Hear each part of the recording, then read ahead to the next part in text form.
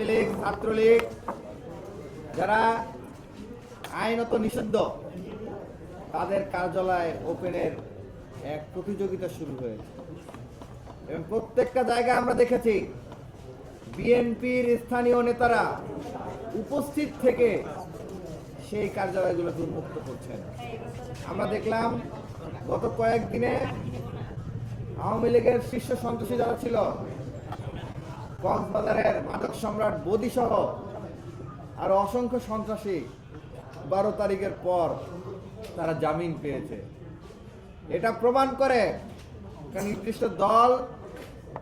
একটি নির্দিষ্ট দল তারা তাদের ক্ষমতাকে টিকিয়ে রাখার জন্য লীগের সাথে সমঝোতা করেছে এবং মানুষের মাঝে এই প্রশ্ন উঠছে সেই সমঝোতার ফসলেই তারা ক্ষমতায় আসছে কিনা। দেখেন 12 তারিখ নির্বাচন হওয়ার পরপরই প্রায় অর্ধশত জায়গায় লীগ কার্যালয় ওপেন করেছে। এটা কিসের বার্তা দেয়? এদিকে বিএনপির ছত্রছায়া ছাড়া, বিএনপির প্যাট্রোনাইজ ছাড়া এটা কখনো সম্ভব হইতে পারে?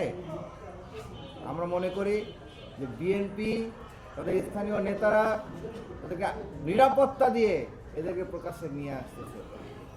এর কারণ আছে, কারণ আজকে যারা বিএনপির নেতা মন্ত্রী হয়েছেন তারা কেউ, তাদের অধিকাংশই বা তাদের একটা অংশ দীর্ঘ সময় দেশ ছেড়ে পলাতক ছিলেন, দেশে ছিলেন না। তারা জানেন না দেশে কি হয়েছে।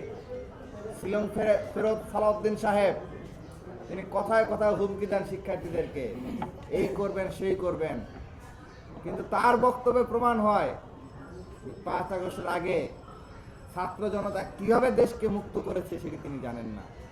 আজকে তাদের জ্বালানি মন্ত্রী শিক্ষার্থীদের স্লোগানের বিরুদ্ধে বক্তব্য দেওয়ার দুঃসাহস দেখায়, অথচ যখন ফ্যাসিবাদ বিরোধী আন্দোলন শুধুমাত্র জানলে হবে না, এদেরকে আইনের আওতায় নিয়ে এসে দৃষ্টান্তমূলক শাস্তির ব্যবস্থা করতে হবে।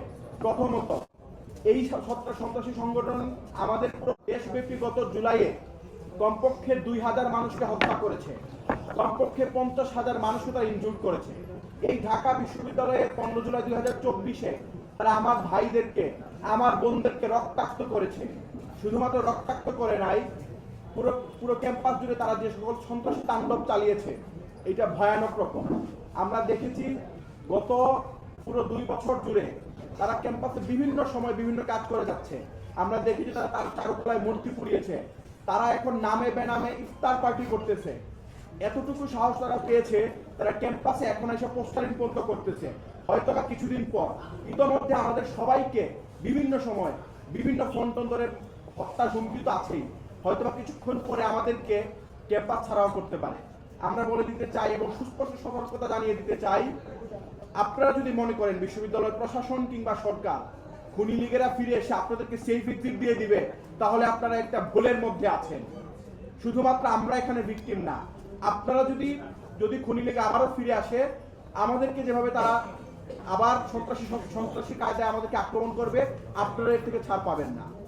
আবার আমরা দেখি এই খুনি লীগকে আমরা স্পষ্ট করে বলতে চাই, যদি আমাদের চোখের সামনে আবার তোদেরকে আমরা পাই, তাহলে হয়তোবা আমরা আইনে আওতায় অবশ্যই তুলে দিয়ে আসবো, কিন্তু এর আগে আমরা অবশ্যই তোদেরকে ঠিকঠাক মতো কুত্তার মতো পিটাবো। শুধুমাত্র কুত্তার মতো পিটিয়ে আমাদের হবে না, আমরা পোলাপান নিয়ে এসে হয়তোবা এখন আপনারা মত বলতে পারেন, কিন্তু তারা 24-এ যা করেছে আমাদের উপর, এর কিছুটা হলে আমরা প্রতিশোধ সেদিন নিব। এই জন্য আমরা সুস্পষ্ট